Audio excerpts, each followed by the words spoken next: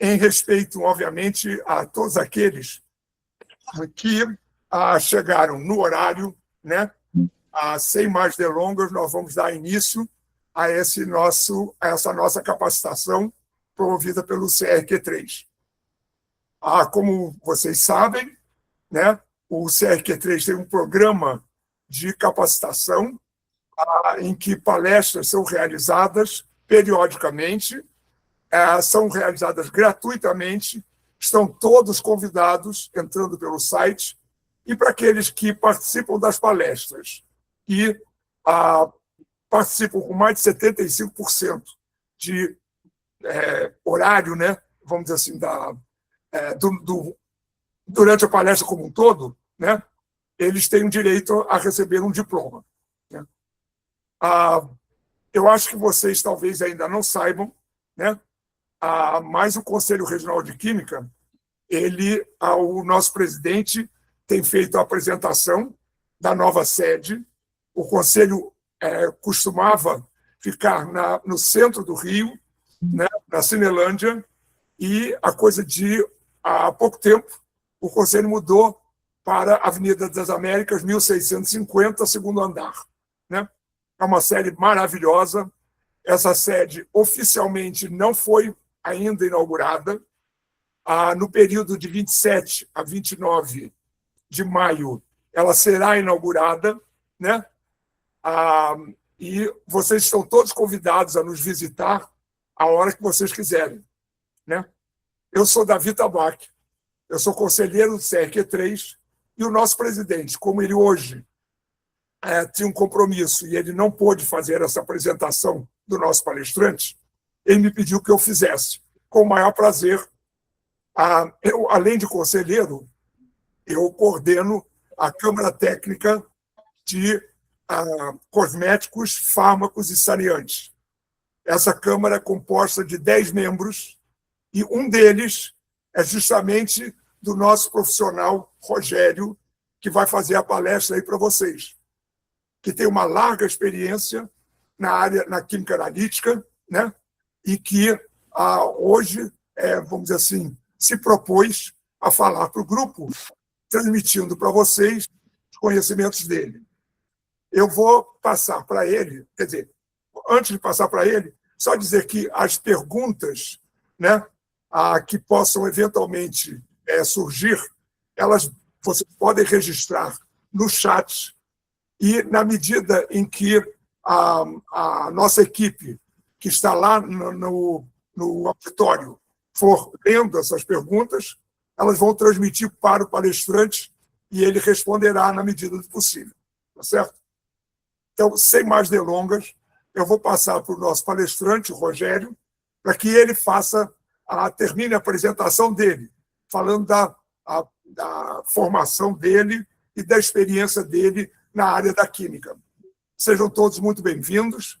Vamos aproveitar essa oportunidade que não é sempre que a gente tem. Certo? Um abraço para todos. Rogério, é com você. Obrigado, Davi. Eu já tinha preparado uma introdução, e aí nessa introdução eu vou estar traçando uma linha do tempo e colocando, como sugerido, a minha formação, até para que as pessoas possam ter uma compreensão dessa linha do tempo e daquilo que, de uma certa forma, fundamenta e contextualiza o nosso objetivo, que é a caracterização e adequação de reagentes analíticos. Eu, desde criança, tenho contato com a química. E, em 1972, eu iniciei o meu processo de aprendizado químico na Escola Técnica Federal de Química, atual Rio de Janeiro.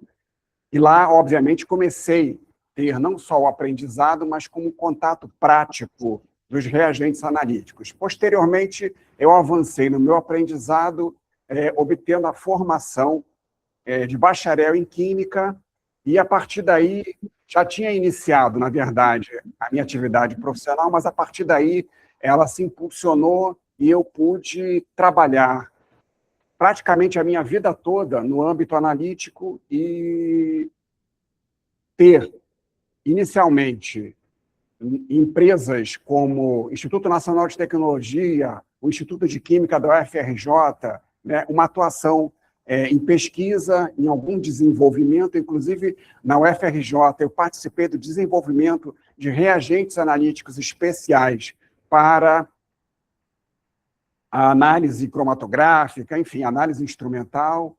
Trabalhei na Petrobras também, e em 1982 eu comecei a trabalhar como químico na Merck, lá em Jacarepaguá. E lá eu comecei a ter o contato com cerca de 3.000 substâncias químicas que compunham o elenco de reagentes que eram fornecidos por essa empresa, e também tive a grande oportunidade de atender reclamações ou sugestões de clientes em relação ao trabalho oferecido e à relação de fornecimento de reagentes da Merck. E aí eu comecei a notar que havia uma demanda técnica bastante expressiva dos usuários, uma vez que, via de regra, e eu pude constatar isso posteriormente, as pessoas entram para os seus segmentos, para as suas indústrias, para as suas pesquisas, enfim, para as suas atividades que vão requerer algum reagente analítico, e elas já têm uma estrutura formada não só pelos procedimentos que vão ser utilizados, mas também com um elenco de reagentes que já participam desses processos. Então, não raro eu ouvia, eu uso aquilo que já estava estabelecido aqui. E aí, muitas vezes, eu deparei com situações em que as pessoas tinham dificuldades, na verdade, de adequar aquilo que seria o melhor para a sua necessidade, o que não significava necessariamente que fosse o reagente mais puro, que fosse o reagente que tivesse qualificado de uma forma genérica como o melhor, e sim aquilo que seria o mais adequado. E como eu percebi essa necessidade de ter esse intercâmbio, essa inter-relação entre fornecedor e cliente, para estabelecer, porque como você tem uma participação enquanto fabricante de reagente muito ampla, com diversas necessidades, é impossível a gente ter a informação de detalhes daquilo que constitui a demanda técnica de todo mundo. Então, é preciso ter a relação com o usuário para que nós possamos fechar um rol de informações e chegar, provavelmente, àquilo que constitua o mais adequado, como eu vou trazer alguns exemplos ao longo aqui da palestra para que possa contextualizar o que eu estou falando agora. Mas eu percebi que muitas empresas, e essa empresa, tinha uma prática muito, eu chamo de engessada, aquela coisa que eu tenho isso para fornecer. E, então, é o que eu tenho. E aí comprem se vocês acharem que isso aí é o adequado. E isso não me satisfazia. E aí eu comecei a tentar fazer um trabalho que envolvesse o que mais tarde eu chamei de gestão da qualidade, onde não só a questão intrínseca ao controle de qualidade estava sendo trabalhado, mas também essa relação que a gente vai ver aqui de características, de uma maneira geral, do reagente, para que a gente pudesse fornecer quantidade, qualidade, requisitos que são específicos de cada cliente para que ele tivesse aquilo que fosse melhor. Como eu não encontrei muita a capacidade para poder desenvolver isso nessa empresa, eu acabei sendo convidado por uma outra empresa, que é a VTEC. Na época era uma empresa pequena, desconhecida, e aí eu coloquei essa minha ideia. Já existia por parte de um dos donos da empresa a experiência de desenvolver reagentes analíticos. Ele tinha anteriormente sido o fundador da Quimibras, que foi uma primeira indústria química analítica aqui no Rio de Janeiro. E aí nós conseguimos casar essas nossas visões do que seria a atuação de uma atividade ampla para uma indústria química analítica, para que ela pudesse realmente atender e participar do mercado. E, na época, eu troquei a Merck pela VTEC, que era uma desconhecida. E aí muitos falam assim, você é louco, sair de uma empresa multinacional, na época eu morava perto, você vai para Xerém, você vai para muito longe, então ficou a pecha de louco. Passados, vou aqui adiantar um pouco, passados os tempos, a VTEC não só progrediu, como ela passou, a nível de mercado nacional, ter um volume de participação igual à da Merck. Nós conseguimos pegar boa parte do mercado. Por quê? Porque nesse trabalho, não só nós procuramos desenvolver a qualidade intrínseca dos reagentes, como eu visitei inúmeras empresas. Nós tínhamos também na ordem de 4.000 substâncias químicas, na ordem de 40.000 clientes, e procurei visitar o máximo possível. Indústria petrolífera, indústria farmacêutica, trabalhei com Embrapa, fui nos institutos de química, faculdades, enfim, o mercado todo, e comecei a ter informações que foram me dando subsídio para entender aquilo que deveria ser feito para que a gente pudesse ter uma maior abrangência, ou até mesmo, em alguns casos, uma atividade bem específica, como eu vou dar um exemplo mais tarde, em relação a um determinado segmento. E isso deu e constituiu a condição de preparar o que eu fiz aqui, que, na verdade, já está preparado já há um bom tempo. Na verdade, eu dei uma melhorada e dei uma atualizada em alguns pontos, principalmente relativa à atualização normativa, que a gente vai ver alguma coisa nesse sentido também. Eu, além de ser químico, continuei a meu estudo em pós-graduação em engenharia sanitária, aonde eu foquei com a questão de meio ambiente, no sentido de tratamento de resíduos, que é uma preocupação que a gente tem, não só em relação ao resíduo industrial propriamente dito dos processos, mas o resíduo que tem dos laboratórios. E antigamente não existia uma atenção para isso, as coisas eram simplesmente jogadas lá no ralo, e aí eu, através desse meu trabalho em engenharia sanitária, inclusive na VTEC nós começamos a fazer um tratamento de todos os efluentes, então avancei nesse aspecto. E na área de gestão da qualidade, para finalizar a introdução, eu tenho hoje em dia um trabalho na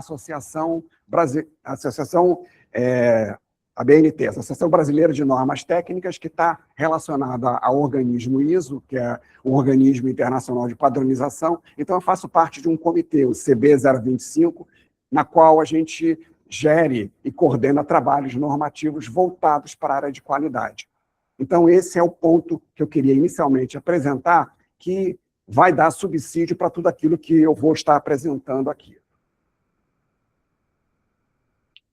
Então, vamos estar trabalhando com caracterização e adequação de reagentes analíticos, como eu já falei.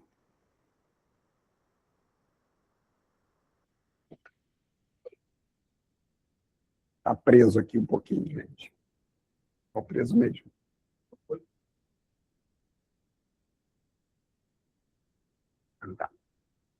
Então, essa parte inicial aqui, ela é importante para que a gente possa estar caracterizando. Necessário entender conceito de reagente analítico, características básicas do produto, especificações existentes e demandadas. As existentes são aquelas que os fabricantes têm em relação aos produtos ofertados. E demandadas é aquela que os usuários têm, e que existe um universo muito grande de demandas que precisam, muitas vezes, de uma readequação da especificação existente para que a gente possa, efetivamente, atender à necessidade do mercado. Então, continuando aqui, especificações existentes e demandadas para aplicação do reagente de forma a se identificar a relação mais adequada aos resultados requeridos. E, a partir daí, eu estabeleci um conceito, que eu procurei na época e não tinha uma conceituação. Então, eu conceituei reagente da seguinte forma. É pilha. Mas, enquanto eu não consigo, eu vou adiantando aqui. É uma pilha palito. Não sei se vocês têm aí. É necessário entender o conceito... Não, isso eu já falei, desculpa.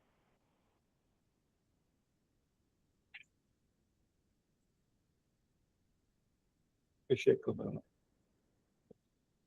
Bati isso.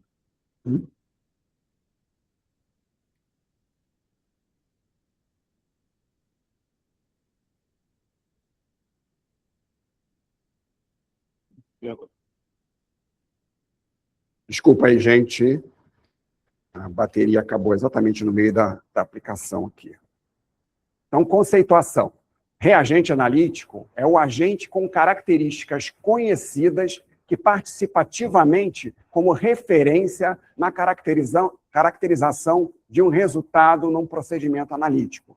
E eu fiz questão de usar essa palavra agente, porque, em algumas vezes, o reagente ele é especificamente uma substância, mas muitas vezes ele é uma mistura. Por exemplo, até que seja uma mistura com água. A gente tem o nitrato de prata, que é um reagente analítico, mas que, ou por força de quem fornece reagente, ou de quem vai preparar, o reagente final vai ser uma solução, por exemplo, 0,1 normal para fazer uma padronização qualquer. Então, na verdade, embora aqui nós venhamos tratar como regra o reagente analítico, na verdade, ele pode ser uma substância e pode ser uma mistura de substâncias. Então, basicamente, em relação ao processo produtivo e ao fornecimento de produtos na condição de reagentes analíticos, geralmente, 3 são as características marcantes para caracterizar esse reagente analítico. Um deles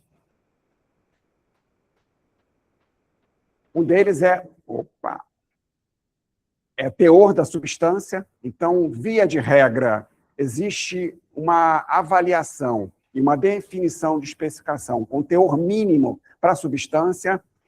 Existem várias impurezas que, às vezes, são representativas e significativas nos processos analíticos e podem ser interferentes, então elas vão ser toleradas num grau máximo de existência, e existem propriedades que muitas vezes estão atreladas a funções físico-químicas ou físicas dessas substâncias que, às vezes, compõem um reagente e são, assim, tratadas.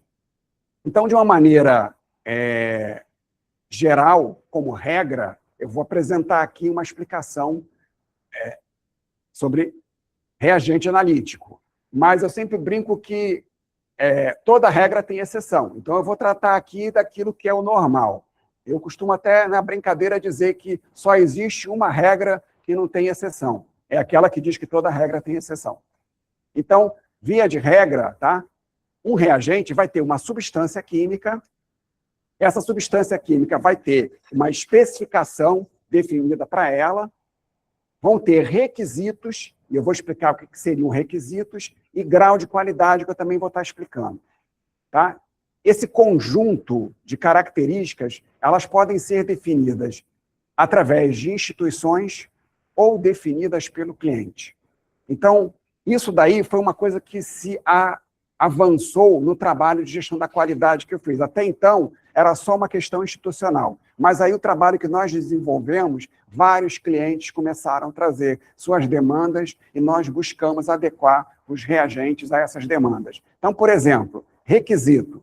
Requisito, nós temos aqui um rótulo que tem uma série de requisitos para esse rótulo. Nós temos aqui um produto que é um ácido fluorídrico, 48%, PA. PA significa para análise. E aí, nesse caso aqui, como a gente não tem uma extensão a esse PA, eu não tenho uma definição daquilo que nós chamamos de grau de qualidade, que nós vamos ver no slide mais adiante. Então, por exemplo, um ácido fluorídrico, ele não pode ser contido em frasco de vidro. Ele tem que ser colocado num frasco polietileno e alguns clientes pedem, é o caso desse exemplo, dessa foto aqui, um frasco de teflon, que garante... o ácido fluorídrico, ele reage com o vidro e fura mesmo. Se eu colocar uma base de vidro aqui, ácido fluorídrico, daqui a um certo tempo, esse 48, ele fura e destrói o vidro. Então, e aí isso quer o quê? É um requisito. Eu tenho que ter o produto dentro de uma embalagem que me proporcione características que mantenham a qualidade do produto, dada a minha demanda analítica.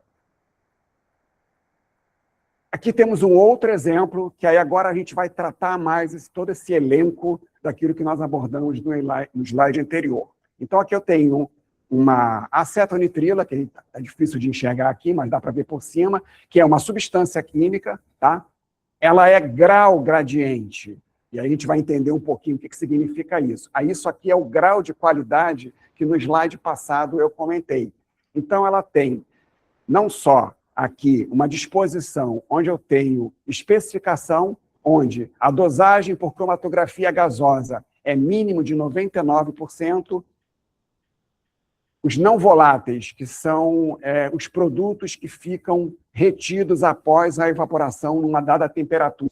Tá? Então, isso é previsto no método que vai estar avaliando isso, que a gente vai tratar mais na frente. Então, não voláteis, 0,01%, água, Cal-Fischer, 0,02%, é o método Cal-Fischer, é o método de determinação de água, acidez, alcalinidade, então são as especificações do produto.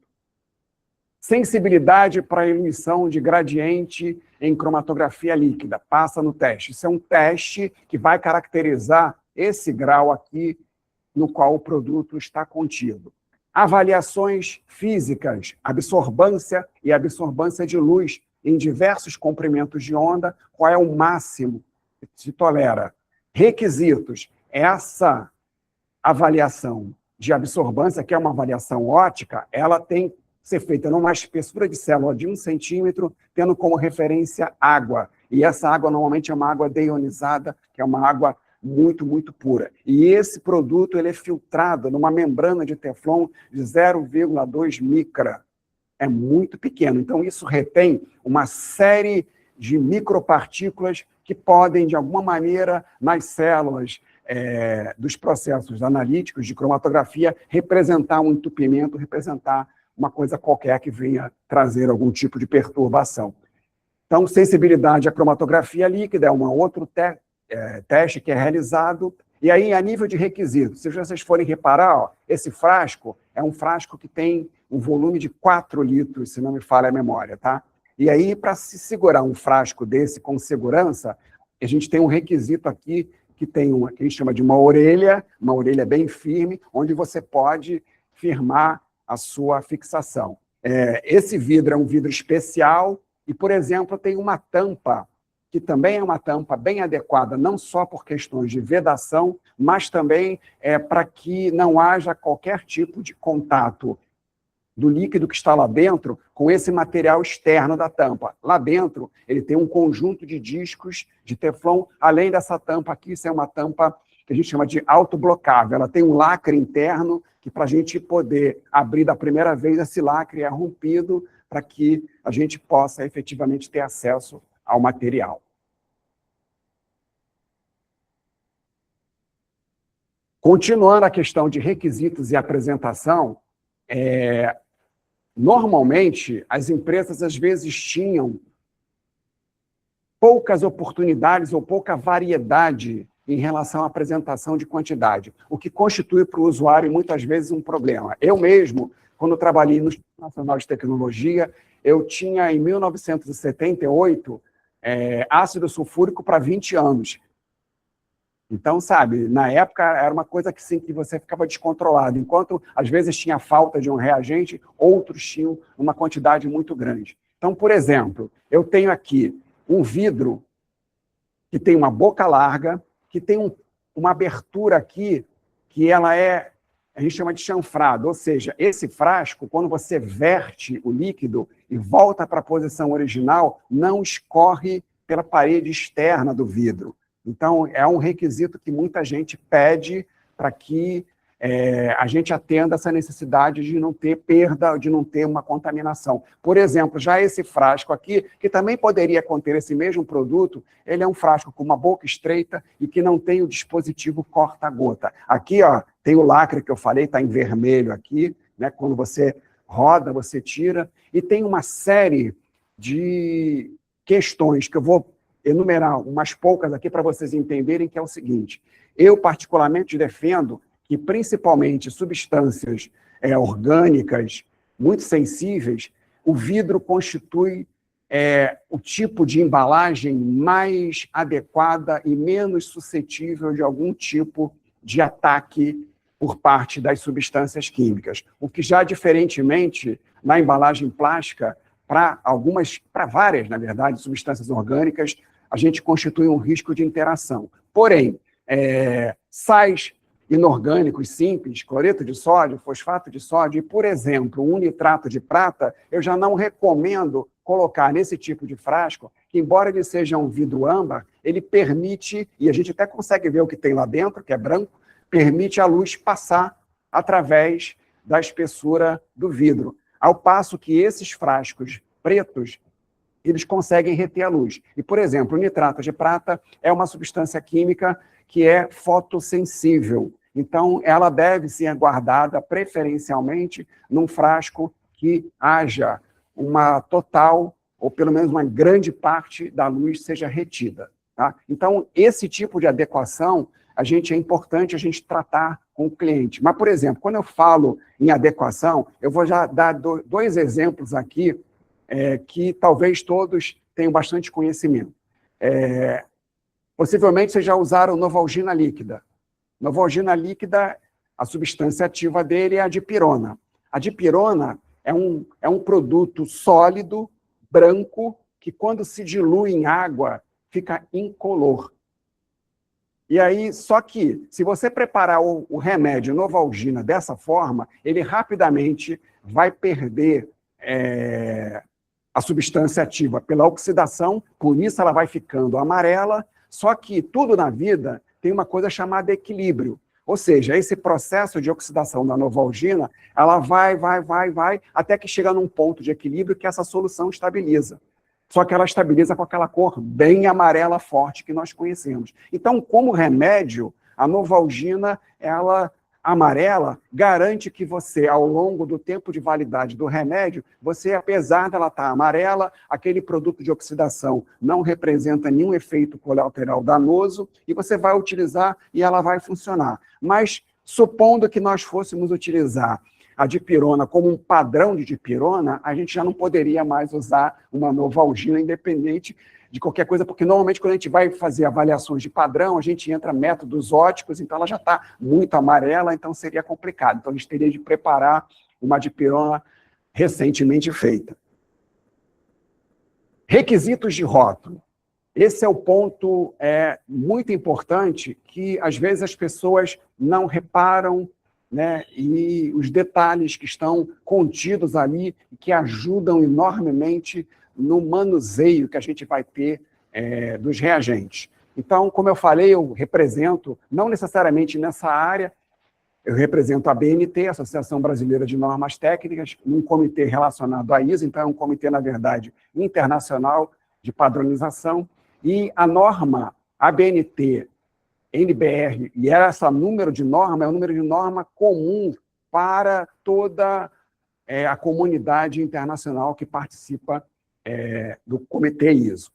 Então, essa norma ela traça todos os requisitos necessários à composição de rótulo. Então, por exemplo, código e nomenclatura do produto. Então, a gente tem aqui o código, que é uma identificação em relação àquilo que o fabricante define, como se fosse o número lá, o CPF lá do produto. Nomenclatura. A nomenclatura tem que estar estabelecida dentro do padrão e o PAC normal. Esse produto aqui, ó, ele é um para-análise, mas ele é um para-análise que tem grau de qualidade. Grau de qualidade é ACS, que é o American Chemical Society. Então, essa especificação aqui é uma especificação que esse órgão padroniza como uma especificação aceitável. Fórmula, peso molecular, que vai estar aqui, tá? E as especificações do produto, que nesse caso desse rótulo, isso não precisa ter necessariamente essa forma de apresentação, nós lá tínhamos essa forma de apresentação, porque nós priorizávamos não só esse rótulo ficar voltado, que você não consegue, num rótulo, muitas vezes, visualizar todo o rótulo, então a gente priorizava a parte chamada frontal do rótulo, com o nome, fórmula, e com essa parte aqui, que a gente vai ver agora,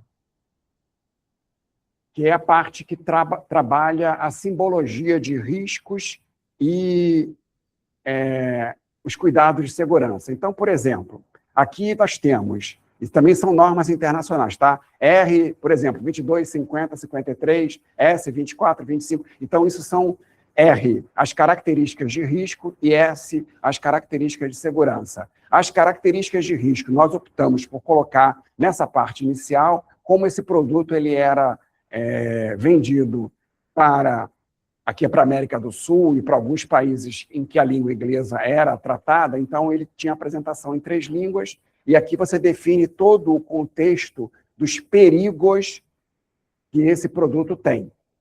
E desse lado aqui, nós temos atrelado à norma S o conjunto de cuidados necessários para a utilização desse produto. Então, isso daí é uma coisa, gente, que a norma exige isso, a norma ela trabalha isso de uma forma a criar diretrizes para que você, obviamente, tenha flexibilidade de compor o rótulo, mas obedeça alguns aspectos normativos. Voltando aqui de novo, eu acabei passando, nós temos, isso, nesse caso desse produto aqui, só tem um pictograma. Pictograma é o símbolo de risco atrelado àquilo que está definido aqui nas normas R. E esse pictograma, ele também tem toda uma padronização dele no sistema global de harmonização. Então, isso aqui é uma coisa que é utilizada basicamente no mundo todo.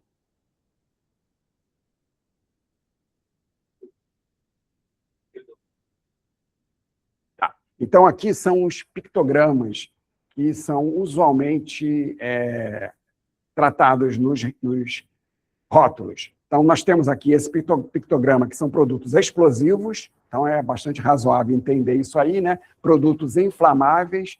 Esse aqui, às vezes, as pessoas confundem com inflamável, mas é um oxidante. É que, muitas vezes, o oxidante acaba conduzindo a uma inflamabilidade. Produtos que são gases liquefeitos, contidos em garrafões, enfim, em recipientes adequados. Produtos corrosivos, produtos tóxicos que podem ser letais, produtos que causam dano à natureza, tá? Produtos carcinogênicos que podem levar ao câncer, e, por último, esse aqui, que são os diversos produtos, são as outras condições de perigo que são menores, então eles são tratados conjuntamente nesse pictograma aqui. Então, essa disposição, inclusive, com esse losango vermelho, isso aqui é um padrão que deve ser seguido por todos aqueles que estão compondo rótulos para reagentes analíticos. A norma, eu vou mostrar aqui um pouquinho dela, a norma 14725, que trata de informações de segurança, saúde, meio ambiente, aspectos gerais do sistema globalmente harmonizado, que eu falei, GHS, classificação, ficha de dados de segurança e rotulagem. Como você vê, é uma norma que abrange tudo isso que eu mostrei aqui. E essas normas, elas são compradas, tá? A gente, muitas vezes, consegue visualizar alguma coisa, mas esse aqui é o link para acessar a BNT, ter acesso lá à página deles e poder, obviamente, verificar normas existentes e enfim, adquirir essas normas.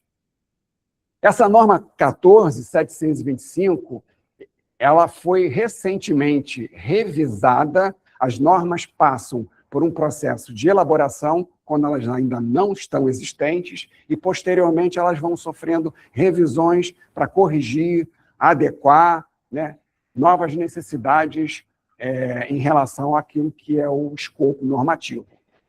Então, produtos químicos, informações sobre segurança, meio ambiente, aspectos gerais do sistema globalmente harmonizado, tudo isso está contido, como a gente já viu antes, nessa norma. E ela teve, na revisão dela, algumas mudanças de novas classes de perigo de substâncias, definindo novas subcategorias, porque novos perigos foram incorporados à norma como agentes biológicos, materiais atérmicos ou criogênicos, que até então não eram tratados na norma.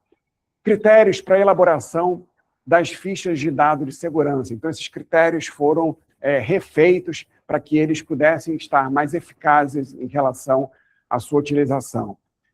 Essa norma trouxe que até então não tinha especificações de embalagens. Então, para garantir segurança, a gente tem um histórico bastante razoável de acidentes onde embalagens inadequadas geram vazamentos e transtornos, né, a comunidades, a meio ambiente, enfim. Então, a norma passou a tratar essa questão de embalagem. Documentação obrigatória, que deve ser mantida para que haja o cumprimento dessas normas. E até 2023, por exemplo, a gente chamava de FISPQ, e hoje em dia é Ficha de Dados de Segurança. Até o nome ficou um pouquinho reduzido e ficou mais fácil da gente tratar. A forma usual de caracterização daquilo que vai ser um produto caracterizado como reagente analítico, ela tem a seguinte disposição.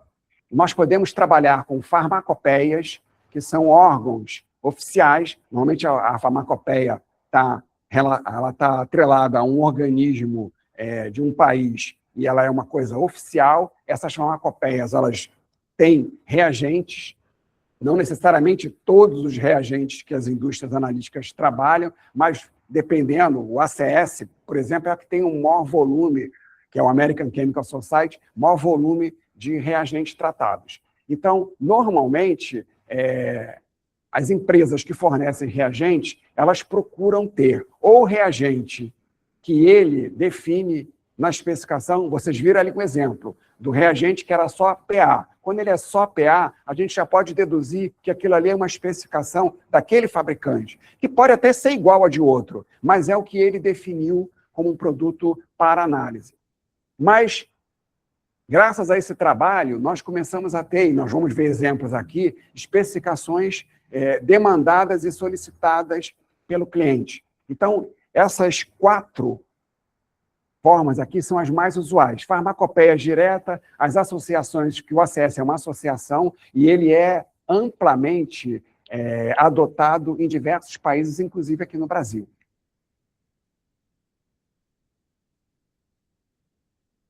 Metodologia aplicada para esses reagentes. São as metodologias que nós vimos aí, dessas farmacopeias oficiais, desenvolvidos e validados, e aí a gente tem, por exemplo, a preocupação, já que a Anvisa é um órgão que está atrelado à área farmacêutica e que tem um nível de exigência muito grande. Então, normalmente, os processos de validação, e a gente vai ver depois aí a RDC atrelada a isso, a gente procura, quando vai desenvolver um método, estar fazendo segundo aquilo que preconiza a RDC.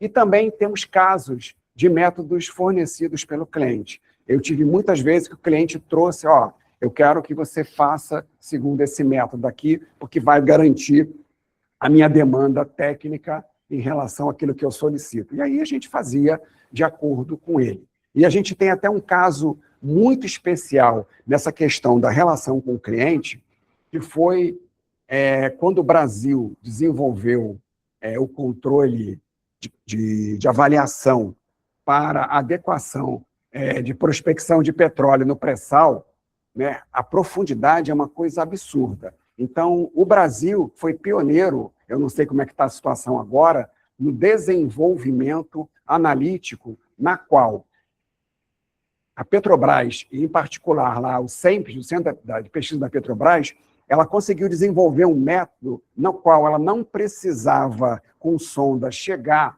até o poço de petróleo e pela difusão, eu chamo de gradiente de difusão, do petróleo ao longo da camada, né, de terra que estava rodeando, no caso, a que estava acima, a Petrobras conseguiu, fazendo uma avaliação de alguns pontos, né, ela conseguia ter, muito antes de chegar lá no poço, a informação de que lá embaixo tem um poço que é economicamente viável, que tem isso, isso, isso e isso, ou então lá embaixo tem um poço muito pequeno que não vale a pena, não é economicamente viável. E aí o que aconteceu? A Petrobras precisava de um tipo de solventes especiais para as suas análises, que na época, hoje em dia eu acho que já deve ter, obviamente, melhorado, isso aí é por volta do início dos anos 2000, a Petrobras tinha, até ela mesma tinha um desconhecimento do que ela precisava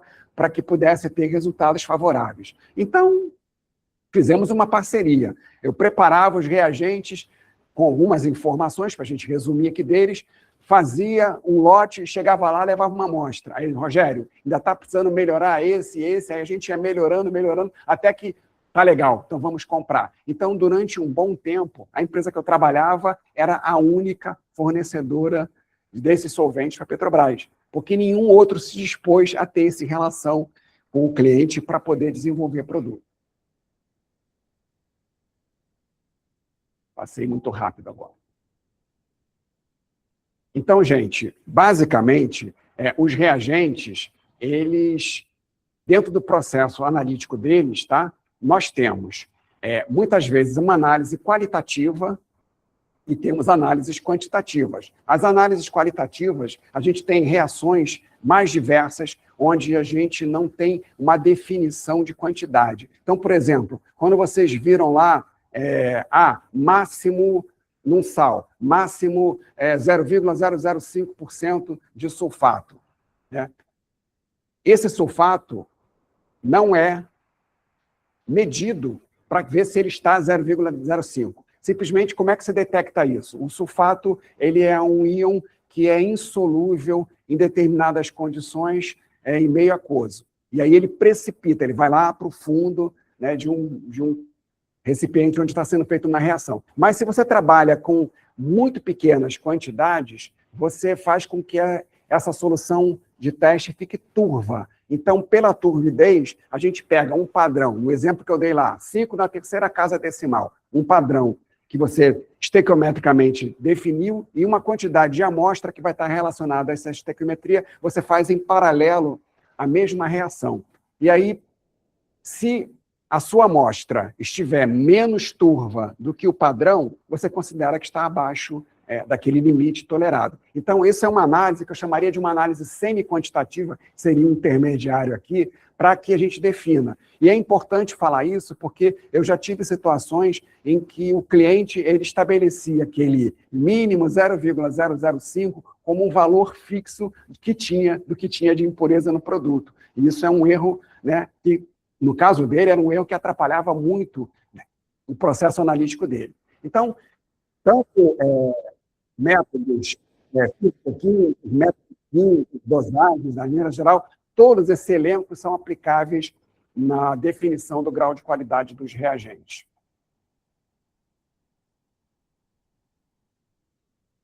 Aqui, só para ilustrar, eu tive a oportunidade na minha vida de participar de projeto e montagem de 2 laboratórios. Aqui foi no início dos anos 2000 e, recentemente, em 2018, eu montei um laboratório em Anápolis, numa empresa analítica também, e é muito importante que o laboratório tenha total condição, seja bem aparelhado a nível instrumental, para que possa atender essa grande demanda em relação aos reagentes analíticos. Uma outra coisa muito importante, né, para o mercado, e via de regra as pessoas desconhecem isso, é que a demanda normalmente de fornecimento de substâncias químicas enquanto reagente analítico, ela é muito pequena. Por exemplo, nós fabricávamos na VTEC um indicador vermelho de fenol, e 5, 10 quilos de vermelho de fenol era suficiente para atender o mercado durante um ano. Então, porque as pessoas compram 5 gramas, 1 grama, e aquilo ainda vai ser diluído, então vai ser uma utilização muito, muito, muito pequena.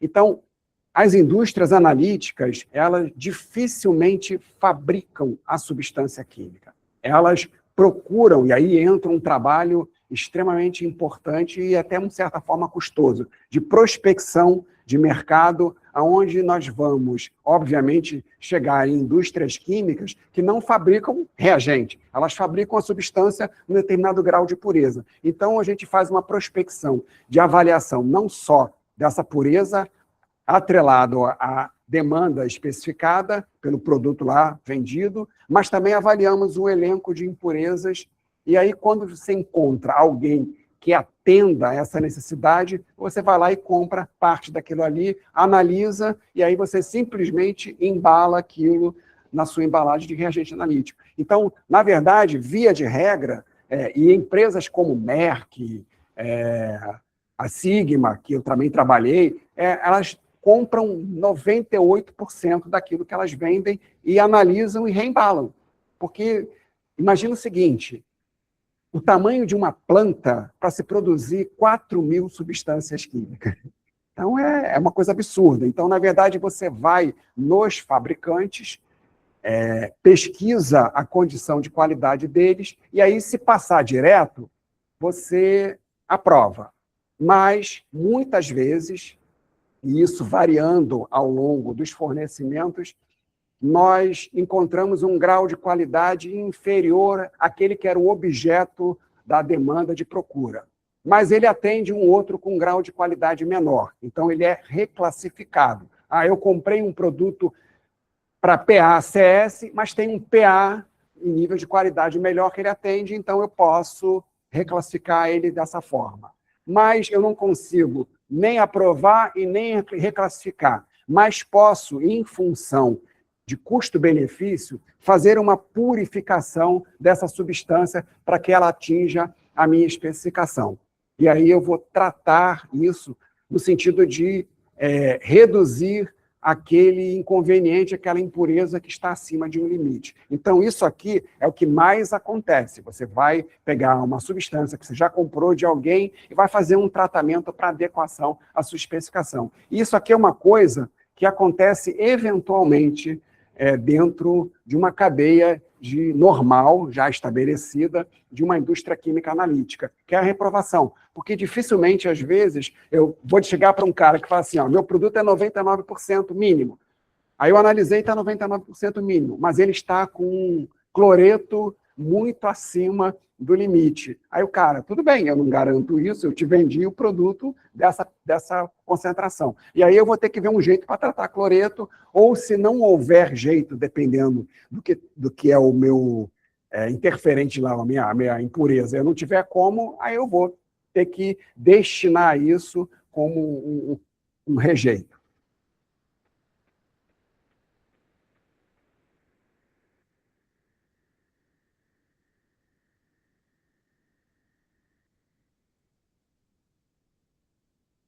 Perdendo aqui na passagem.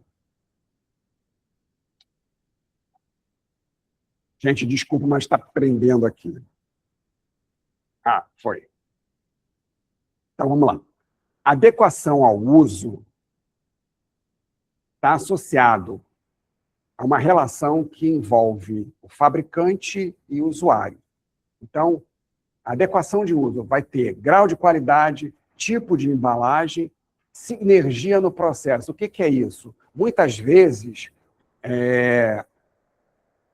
uma determinada concentração de uma impureza no reagente, ela, por si só, não constitui um interferente no processo analítico. Mas, como ele está junto com outros reagentes nesse processo analítico, se o conjunto, o somatório desse interferente ultrapassar um determinado limite que é danoso para o cliente, eu chamo isso de sinergia. Então, muitas vezes, o reagente, ele tem lá 4 reagentes que vão participar de um processo analítico. Todos eles estão, por exemplo, com menos de 10 ppm.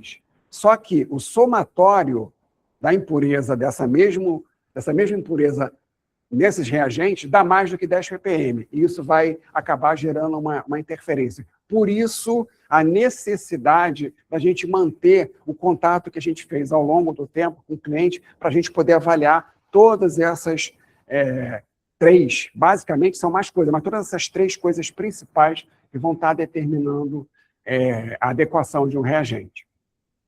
Os graus de qualidade, a nível de mercado mais usuais, são o analítico básico, que quando ele está assim, PA, é porque a especificação é uma especificação típica do fabricante, o analítico complexo, um PA-CS, ou um PA-farmacopeia europeia, ou um PA-CS-ISO, enfim.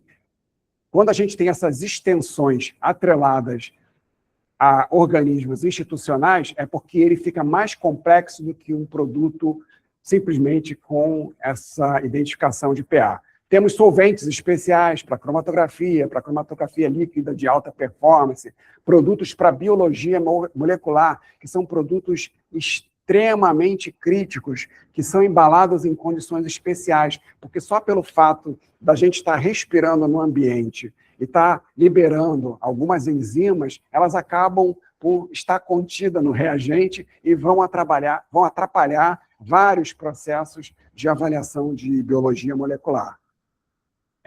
Padrões, e aí padrões são normalmente tratados de uma forma bem específica por entidades que estão homologadas para isso. Então, a gente tem, por exemplo, nos Estados Unidos, o NIST, que seria um órgão semelhante ao nosso Inmetro. Então, o NIST lá define uma série de padrões elementares, padrões de substâncias, que são utilizadas como forma de identificação, de caracterização, até mesmo quantitativa, de elementos e ou substâncias. E ácidos com baixo teor de metais. Esses ácidos com baixo teor de metais, normalmente eles entram em tratamentos, em análises que diz respeito à indústria eletrônica, em que a presença de metais na ordem de ppm, partes por milhão, já constitui uma impureza significativa. Então, eles vão estar na ordem de ppt, partes por trilhão, para poder ser adequado a um uso, por exemplo, para a indústria eletrônica. Aqui nós vamos trazer alguns exemplos, que eu falei que ia trazer anteriormente, em relação àquilo que nós temos como meio de identificar a adequação de reagentes que, por exemplo, tratam da mesma substância química. Então, tenho dois exemplos aqui. Dois exemplos que são PaCS, porém um produto é anidro, ou seja, sem água, e o outro é um produto heptahidratado, ou seja, ele tem 7 moléculas de água na constituição dele. Via de regra, as pessoas tendem a comprar o produto anidro, e muitas vezes no processo analítico delas não é necessário que o produto seja anidro. Esse produto aqui, que tem 7 moléculas de água, ele é um produto, sob o ponto de vista de estabilidade ao meio ambiente, é um produto estável. Então, ele muito pouco absorve de água no ambiente, enquanto este aqui vai ter se exposto, e toda vez que você abre a embalagem, você expõe um pouco o produto, você vai estar trazendo algum grau de hidratação e vai estar descaracterizando esse mínimo 99% que é para essa molécula anidra, assim como esse mínimo 99% é para essa molécula heptahidratada. As condições são muito semelhantes, com exceção aqui dos insolúveis e tal, mas nesse caso aqui são fosfatos que você vai utilizar com uma forma qualquer de padronização, enquanto esse aqui, por exemplo, quando a gente vai compor algum tipo de solução tampão, então não há a menor necessidade de trabalhar, por exemplo, um produto anidro. Uma outra coisa que é muito comum no mercado é que quando a gente está comprando um reagente estrangeiro na língua inglesa, existe principalmente para as substâncias orgânicas uma diferenciação na forma de estabelecer a nomenclatura. Enquanto, por exemplo, a azometina H, que é a forma ácida, na nossa nomenclatura nacional seria feito dessa forma, a forma de sal sódico seria azometinato de sódio. Então, esse produto aqui é um produto que é utilizado em processos diferentes, analíticos, voltado para a análise de solo. Então, dependendo do método, a forma ácida é a forma adequada. Dependendo do método, a forma sal sódico é a forma adequada. E não raro, eu escutava de um cliente dizendo que o produto estava ruim porque ele não conseguia resultado. E, na verdade, ele, para o método dele, ele estava optando pela azometina diferente. Ou seja, ele achava que a azometina H era tudo a mesma coisa. Mas não, uma é sal sódico e a outra é a forma ácida. Então, isso gera pH, gera condições bem diferentes. Então, esse aqui é um exemplo que costuma acontecer muitas vezes. Um detalhe é importantíssimo para descaracterizar a adequação. Acetato de cálcio para análise de solos. Esse aqui foi um produto desenvolvido porque o cliente tinha não só necessidade de um produto que tivesse uma tendência alcalina, diferentemente desse pH aqui, que é o que normalmente as pessoas utilizariam, e também, em alguns casos, nitrogênio, para quem vai fazer análise de solos, é um elemento importante. Então, acabou se desenvolvendo esse produto com um pH diferenciado, com um controle de nitrogênio para atender Embrapa, enfim, quem faz controle de qualidade em análise de solos.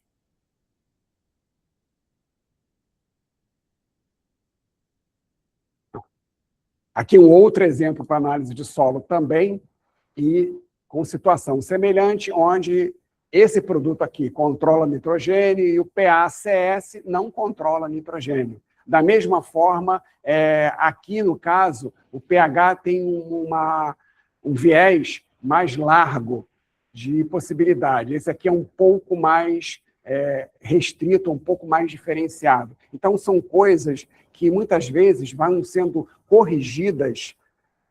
Outra coisa importante, nitrato e clorato, principalmente nitrato, que participa muito dos insumos, né, que vão ser utilizados na terra para poder trabalhar a terra. Então, esse tipo de informação também é importante. E eles vão analisar solo e vão verificar esse tipo de coisa. Então, normalmente... Deixa eu beber uma água aqui.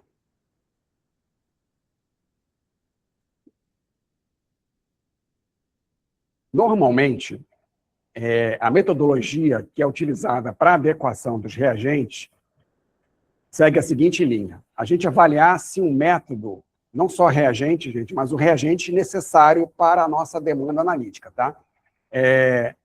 A gente vai verificar se o método é qualitativo, se ele é semi-quantitativo ou quantitativo. E isso vai ter um papel significativo na nossa avaliação. Verificação de restrições metodológicas associadas aos reagentes utilizados na análise. Ou seja, se o método traz, como era o caso da análise de solos, ele tem que ter avaliação de nitrogênio, ele tem que estar numa variação de pH diferente, então essas são as restrições. Avaliação de interferências, né? Qual é o nível máximo tolerado de impureza que o reagente tem e o que seria o nível máximo de impureza que seria tolerado no meu processo analítico. Tá? Então, definição e ajustes de cálculo. Às vezes, a gente precisa, exatamente em função da utilização de um reagente, dada a existência de um determinado contaminante, uma determinada impureza, estabelecer algum tipo de correção. Seja uma correção através de um ensaio em branco, seja simplesmente determinando e abatendo esse valor lá da nossa verificação. E estudo comparativo de lotes diferentes de reagentes analíticos, tendo em vista os limites de tolerância especificados. É sempre muito bom, quando nós vamos mudar de lote de um reagente, a gente fazer em paralelo uma análise com o que está sobrando desse reagente antigo e um pouco do reagente novo e não esperar acabar. E fazer a avaliação desses resultados, se a variação que eles vão apresentar está dentro de um limite, de um nível de tolerância que para quem é usuário é adequado.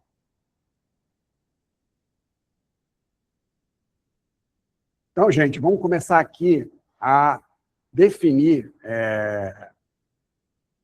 aquilo que nós escrevemos ali. A gente vai colocar aqui um fluxogramazinho que a gente vai tratar para poder definir aquilo que é mais adequado para a gente. Então, eu até coloquei aqui uma filosofiazinha melhor. Podemos, muitas vezes, escolher procedimentos operacionais diferentes para o mesmo trabalho, mas é imprescindível a luz maior da sabedoria para observar o mais adequado. Então, nem sempre aquilo que aparece a nós, por exemplo, nós temos aqui uma lanterna com um foco luminoso intenso, nós temos o lampião, nós temos vela, dependendo da situação, né, a iluminação adequada pode ser qualquer uma das três, mas a luz da sabedoria, sem dúvida, é a mais importante para que ajude a gente a definir a adequação.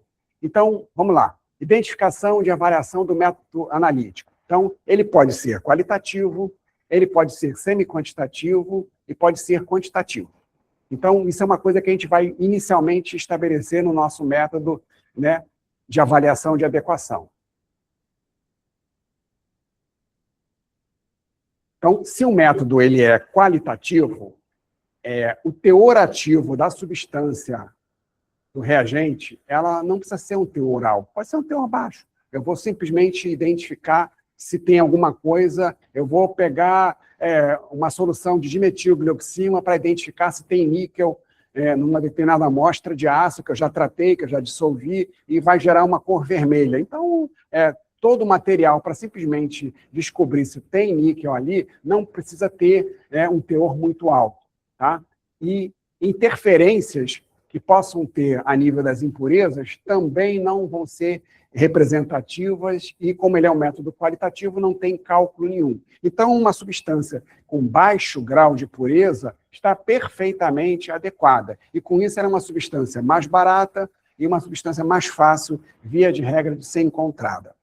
Se o nosso referencial analítico não é qualitativo, ele pode ser semi-quantitativo, aí a coisa começa a ter um efeito um pouquinho mais diferenciado, ou seja, ainda pode ser um teor baixo, mas a gente tem que verificar se as interferências específicas podem estar presentes, e isso pode, de alguma maneira, atrapalhar o nosso cálculo, ou melhor, a nossa avaliação semi-quantitativa. Eu dei o exemplo do sulfato, que a gente avalia semi-quantitativamente, mas se eu já tiver fazendo uma análise em que eu não tenho uma contraprova muito bem configurada e não utilizar as mesmas quantidades na minha amostra e na minha contraprova padrão, vamos chamar assim, né, eu posso ter interferências. Então, uma maneira de evitar isso é fazer um trabalho em paralelo.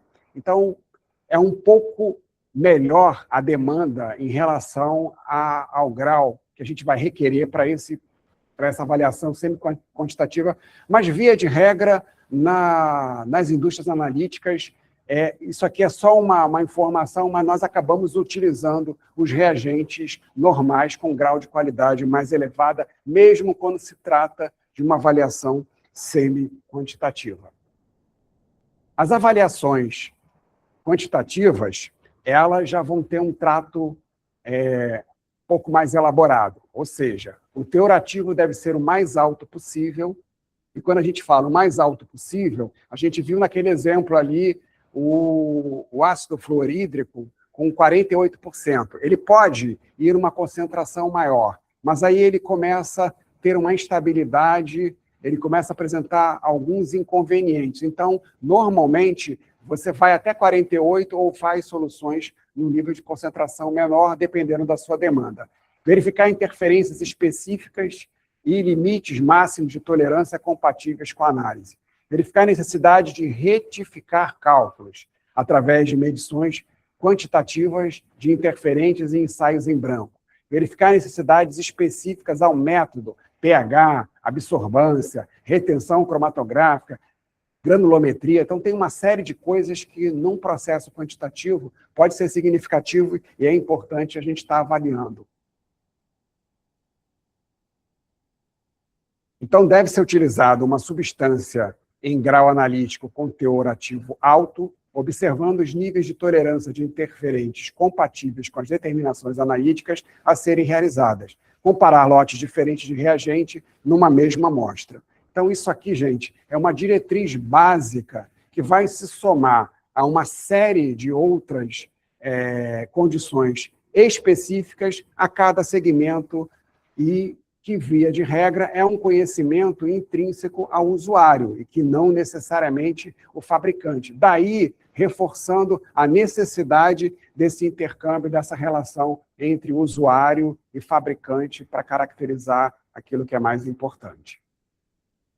Validade. Validade é um assunto que eu tenho uma definição muito pessoal, crítica em relação a isso, mas vamos tentar definir, ou melhor, vamos tentar trazer um pouco de discussão em relação a isso.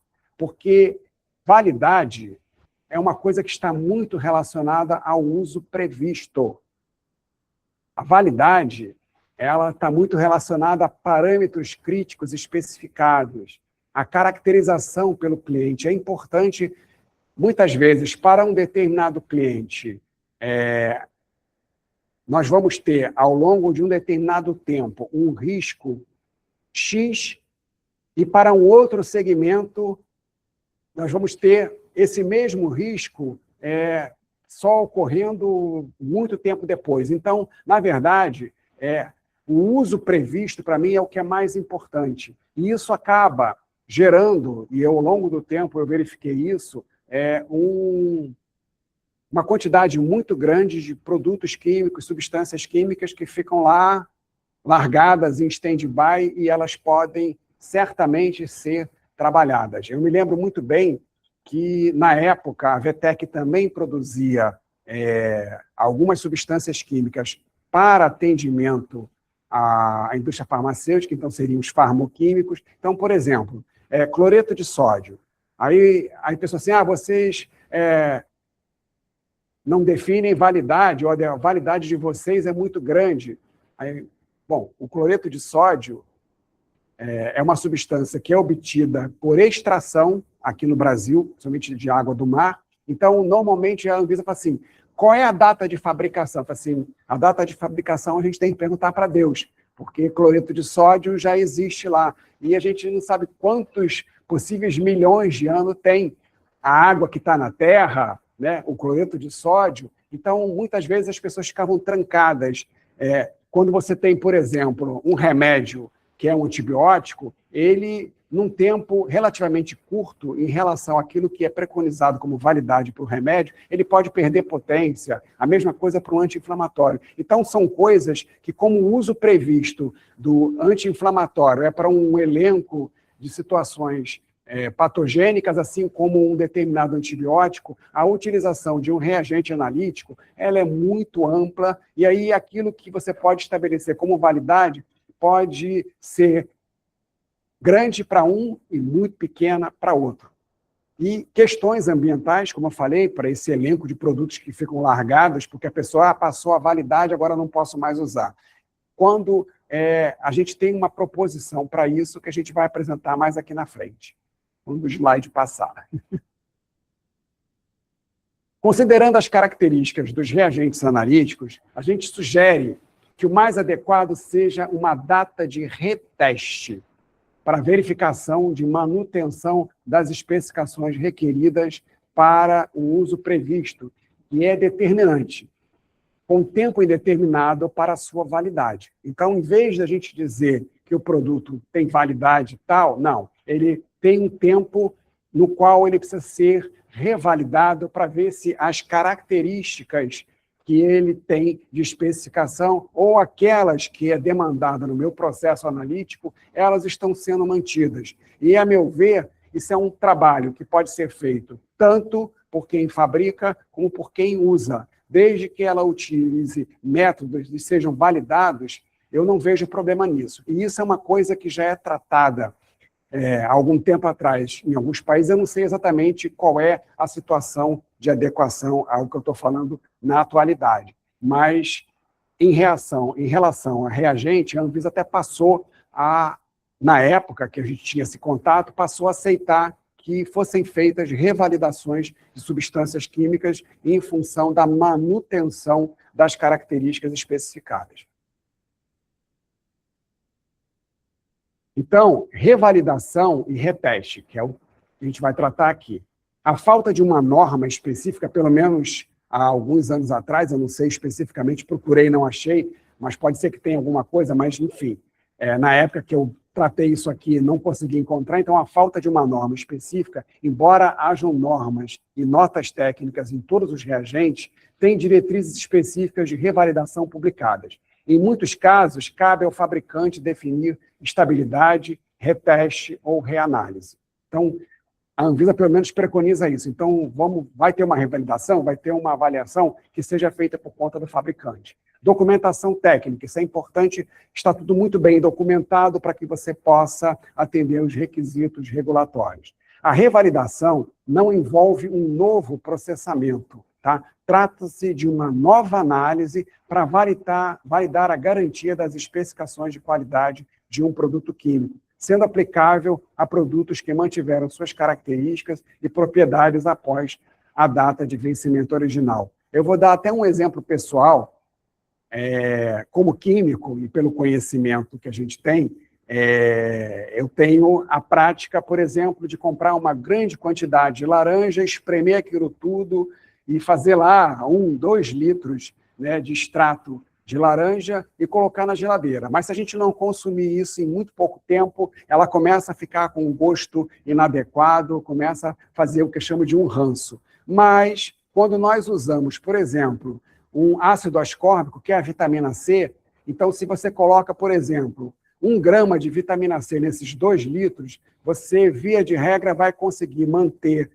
esse suco de laranja na geladeira por 1 semana ou até um pouco mais, e ele não vai sofrer nenhuma alteração. Então, eu tinha, por exemplo, e acabou em 2025, um ácido ascórbico que eu tinha na minha casa que tinha vencido em 1999.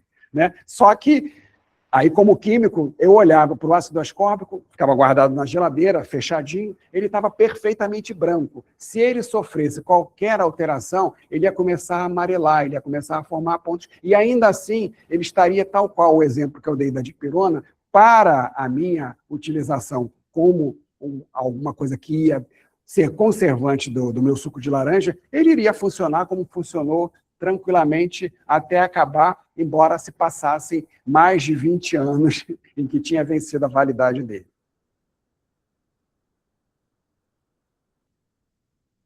Então, gente, é importante uma outra coisa que é a adequação operacional. Isso tanto por conta do fabricante como quem usa, ficar atento, porque da mesma forma que a gente tem as piratarias para vários produtos, existem muitas pessoas que vendem com o rótulo de reagente analítico, sem atender as características, sem atender, né, toda a questão normativa para isso, e vendem isso daí. Então, o manuseio adequado, né, a gente tem que estar sempre atento a isso, e vai encontrar isso na norma 14.725. Então, toda a questão de adequação também passa por essa parte. Utilização dos equipamentos de proteção coletiva e dos equipamentos de proteção individual. Isso é muito importante. Você tem uma ideia, essa fábrica que eu participei do projeto de montagem dela lá em Anápolis,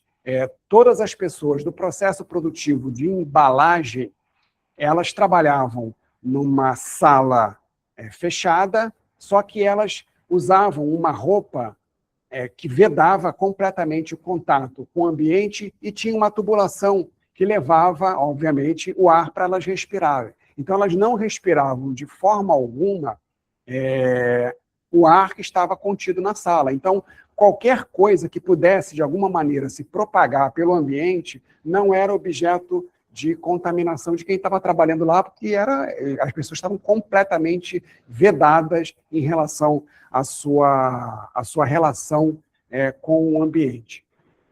Então, a gente tem que estar sempre atento em observar essas regras de periculosidade, usar um manuseio bem adequado ao produto, evitar ao máximo a utilização de utensílios na coleta de transferência. Então, por exemplo, era muito comum, eu vi em alguns lugares, as pessoas colocavam um ácido numa capela e colocavam uma pipeta lá dentro e ficavam o dia inteiro ali, e as pessoas iam colocando, iam tirando, e aí a possibilidade de haver uma contaminação desse reagente, ficava o dia inteiro ali aberto, era muito grande. Então, eu falei assim, olha, transfere uma quantidade pequena, muito próxima daquilo que você vai ser necessário, e aí sim, você coloca uma pipeta, que aí se a pipeta não estiver devidamente limpa, você não vai contaminar todo o conteúdo, você vai contaminar no máximo só aquela pequena quantidade. Tá? Estocagem. A estocagem também é algo extremamente importante.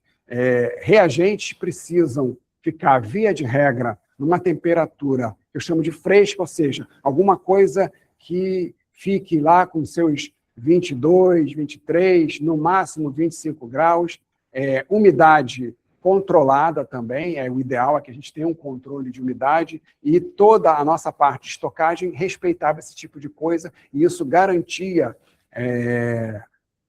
uma sobrevida maior de um reagente, porque se a gente for reparar na prática, eu tenho, por exemplo, um frasco de vidro que tem uma tampa de plástico, e eu tenho um armazém aqui no Rio de Janeiro, amanhece no verão, né, com 23, 24 graus, e lá, pelo meio-dia, 13h, está 39 graus. Aí o que acontece? O calor dilata não só a tampa, como dilata o vidro. Como são materiais diferentes, os níveis de dilatação são igualmente diferentes. Então, numa determinada condição, havia uma vedação, só que essa diferenciação de dilatação de um material que continha para a tampa acabava, muitas vezes, gerando a possibilidade do ar exterior, que tem umidade, entrasse um pouco ali. E, ao longo de um tempo de estocagem, a gente acabava tendo algum tipo de dano no material. Então, manter umidade e temperatura fixa é uma maneira da gente manter as condições de estabilidade. É muito importante, não só estar verificando validade, e aí é uma coisa que eu vi em vários lugares. A pessoa tem um armário que ela tem um reagente que está fechado, que ela está utilizando. Ela compra um novo, em vez dela pegar o antigo e colocar na frente, e colocar no fundo o mais novo, ela coloca ali. Aí, quando alguém precisa, vai e pega o mais novo. Aí, daqui a pouco, aquele que é mais velho vai ficando. Então, existe uma regra, que é o primeiro que entra é o primeiro que sai. Tá? Essa regra é uma regra muito importante. Então, a gente vê muitas vezes acontecer isso no supermercado. O cara começa a pegar os produtos com validade mais próxima do vencimento e coloca na frente, para que você pegue e para trás fiquem os produtos. Então, a gente tem que ter esse tipo de prática na nossa casa, né? Então, isso é muito importante. E, principalmente, isso a gente encontra em normas, a questão de colocar produtos de forma a gente verificar a incompatibilidade química. Então, existem, dependendo da quantidade, normas em que você estabelece, ou não coloca no mesmo armário, no mesmo ambiente, ou coloca com uma certa distância, dependendo do local de armazenamento e da quantidade, respeitando regras de estocagem para que a gente mantenha produtos incompatíveis de forma que, na ocorrência de algum sinistro, a gente possa ter interação que leve a algum tipo de explosão, algum tipo de reação indesejável. Usuários. Como eu falei no início, existem diversos tipos de usuários para reagente analítico. E os principais são as indústrias, a agricultura através, né, de Embrapa e de vários institutos que vão tratar o controle da terra, hospitais, laboratórios de pesquisa, farmácia de manipulação, escolas. E olha que interessante, isso aqui foi uma área que eu, através de uma pessoa que fez engenharia sanitária comigo, ela trabalhava na restauração de papéis. E, conversando com ela, ela definiu para mim, olha, Rogério, eu tive um trabalho muito grande que eu uso metabisulfito de sódio. E aí eu descobri uma qualidade de um metabisulfito de sódio, que é um redutor fortíssimo, que ela usava para clarear o papel, e tirar aquele amarelado, velho do papel, né?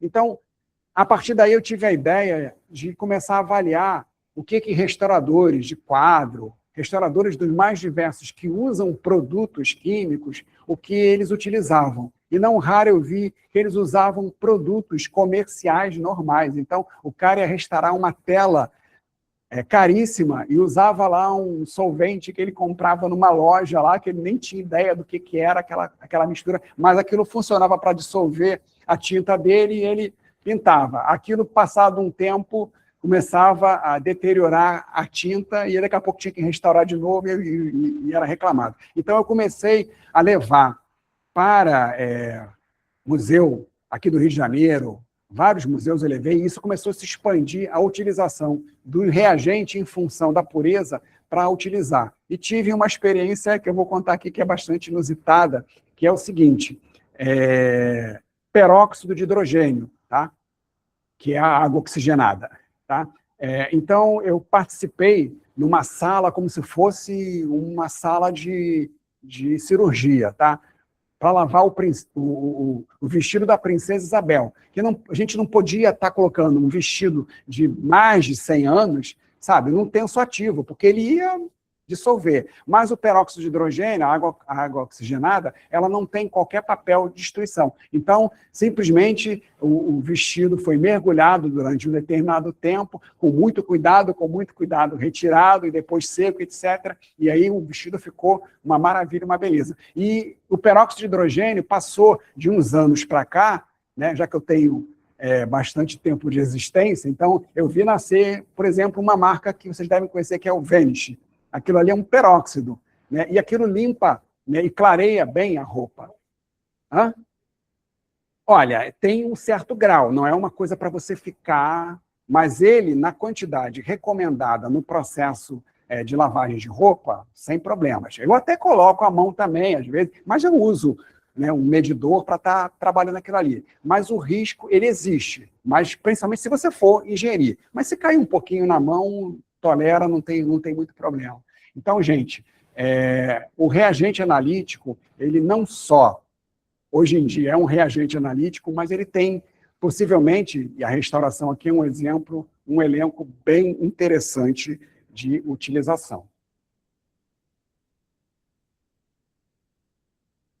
Bom, vou voltar aqui. Isso aqui é um cartãozinho meu de apresentação. Então, gente, isso é o que eu queria mostrar para vocês, tá? Em relação ao que constitui a caracterização e adequação, e apresentar aqui para quem está assistindo, para quem está do conselho também vai estar verificando. Eu acho que esse material é um material que seria importante compor o quadro de graduação das escolas de química, para que justamente as pessoas saíssem das suas escolas tendo uma visão de como o mercado de um instrumento tão importante, que é um reagente analítico, tem de informação para que ele já vá, né, atuar no mercado com algum conhecimento disso. Que isso seja, por exemplo, introduzido nas cadeiras de química analítica.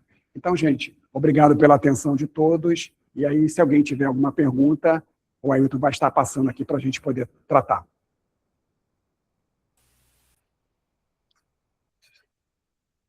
Muito obrigado, Rogério. Você está me ouvindo? Ouvindo. Olha, uma coisa que realmente é muito importante, né, é que a gente ouve muito do que você disse, você ouve os professores falando, comentando, mas não de uma forma sistematizada como você apresentou hoje. Eu acho que isso foi vamos dizer, o grande diferencial, né, em que, além de trazer, obviamente, a informação importante, né, é uma informação sistematizada, né?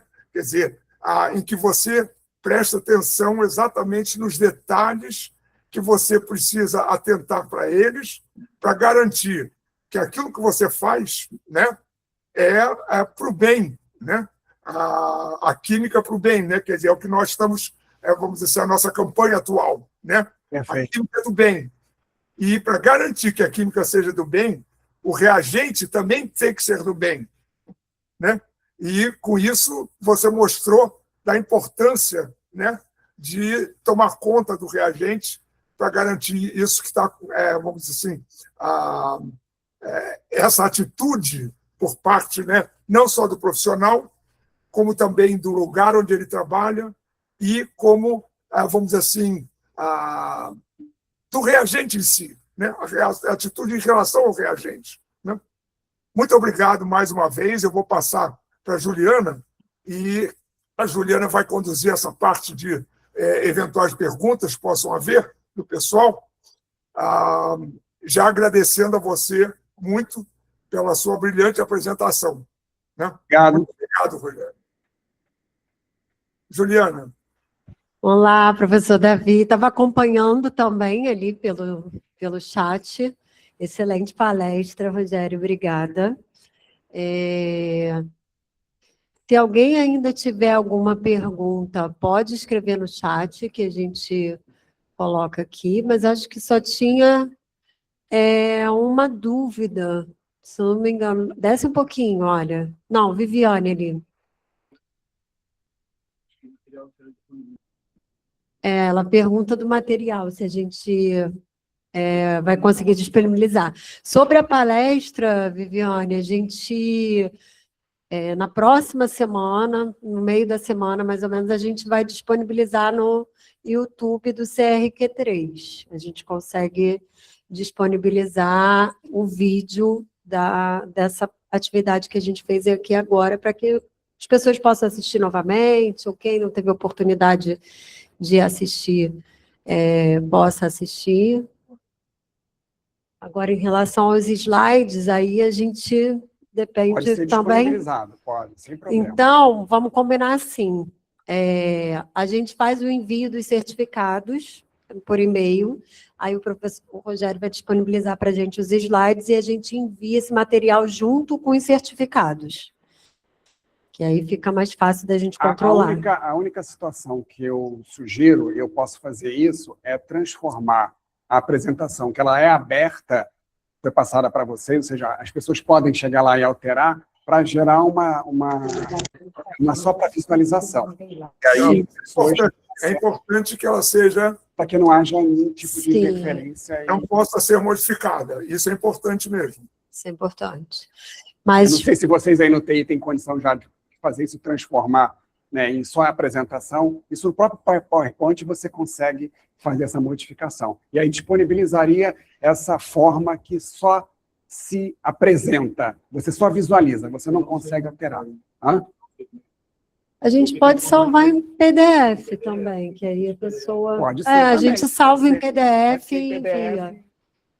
A gente faz isso. Porque eu tenho, né, no meu programa lá, eu coloco só a apresentação, porque eu tenho algumas coisas que eu disponibilizo, mas exatamente para evitar que haja uma modificação, e aí, você colocou isso. Não, eu não coloquei, aí não, alguém mexeu lá. Então, a pessoa visualiza, porque não tem problema, eu acho que isso aí é algo que é bastante pertinente, embora não vá alcançar a amplitude do universo de demanda técnica que existe no mercado, porque nem eu conheço isso, com toda a minha experiência. Eu comecei em 1972 e encerrei a minha atividade em 2020. Tá? 2020 para cá agora eu estou fazendo outras coisas, mas, enfim, é um bom tempo aí para se aprender.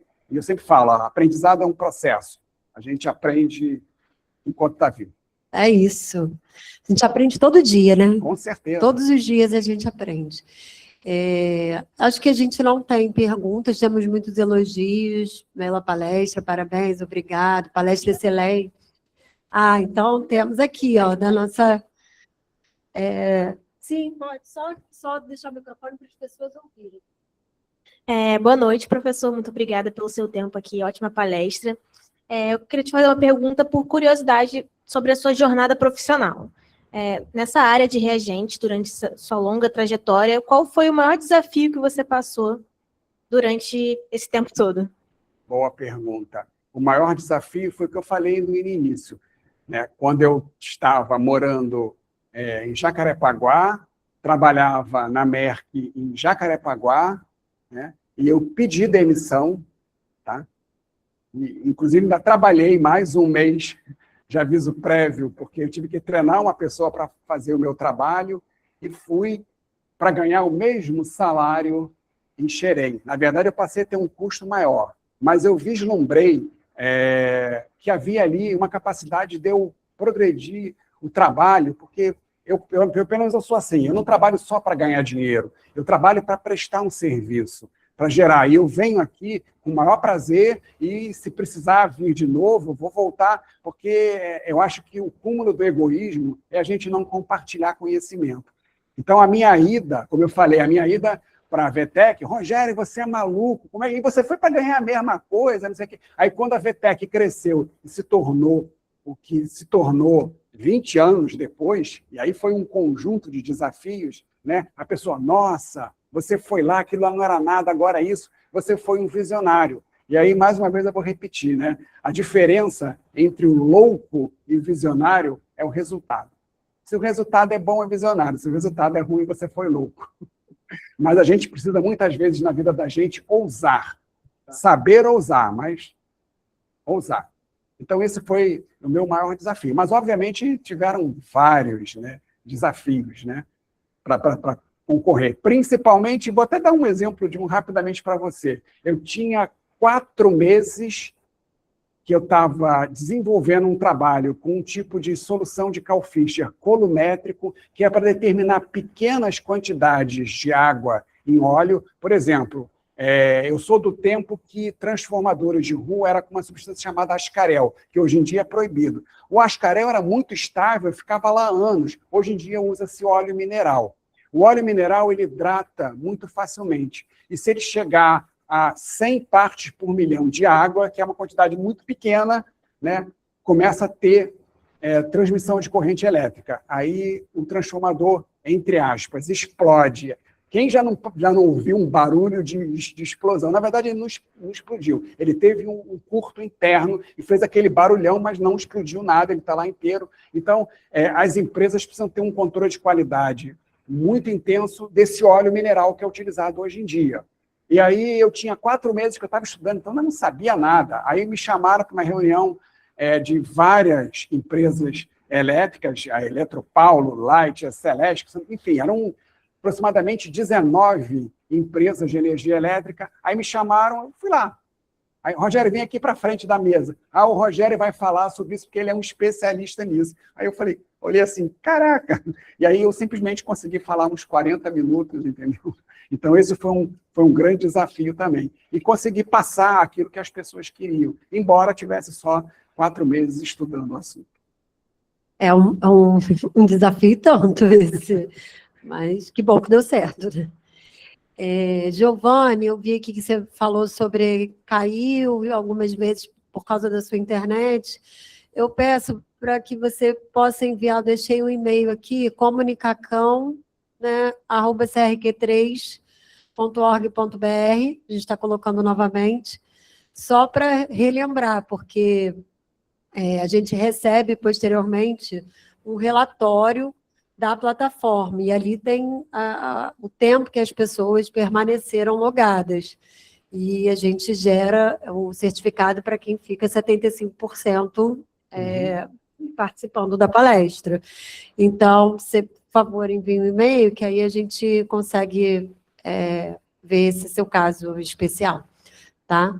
Eu queria aproveitar a oportunidade para finalizar e deixar sempre aberto aqui, né, a nossa comunicação, qualquer dúvida que tenha, a gente pode receber aqui no e-mail, e também que as pessoas que ainda não estão seguindo as redes sociais do CRQ, LinkedIn, Instagram, Facebook, que possam seguir, CRQ3, CRQRJ, na verdade, possam nos seguir.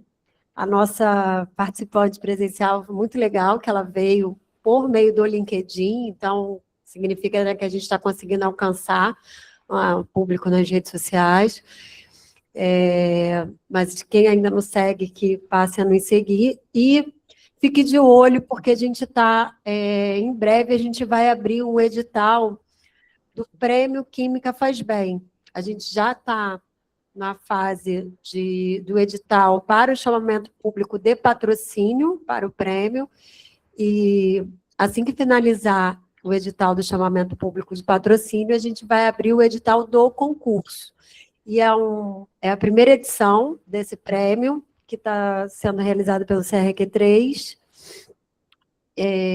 Vai ser as categorias vão ser para profissionais e estudantes de nível médio e nível superior. Então, é bacana que as pessoas participem, enviem seus trabalhos, e a premiação deve acontecer no final de maio aqui no Rio de Janeiro. Então, fiquem de olho que até o final do mês de março, esse edital deve estar já aí disponível para o pessoal participar e poder enviar trabalho. Mais alguma coisa, conselheiro? Não, eu acho que foi perfeito. Esse encerramento com o concurso, eu acho que foi perfeito aí. Durante a solenidade, né, que nós vamos ter de inauguração da nova sede do CRQ3, nós vamos fazer a premiação dos trabalhos que forem selecionados, né? Como você bem falou, nós temos nível profissional, nível superior, profissional e estudante, tanto para nível técnico quanto para nível superior, né? Então, acho que vai ser muito importante a participação. Né? Então, obrigada a todos, uma boa noite. Boa noite a E todos. estejam juntos com a gente nessas capacitações que a gente tem promovido.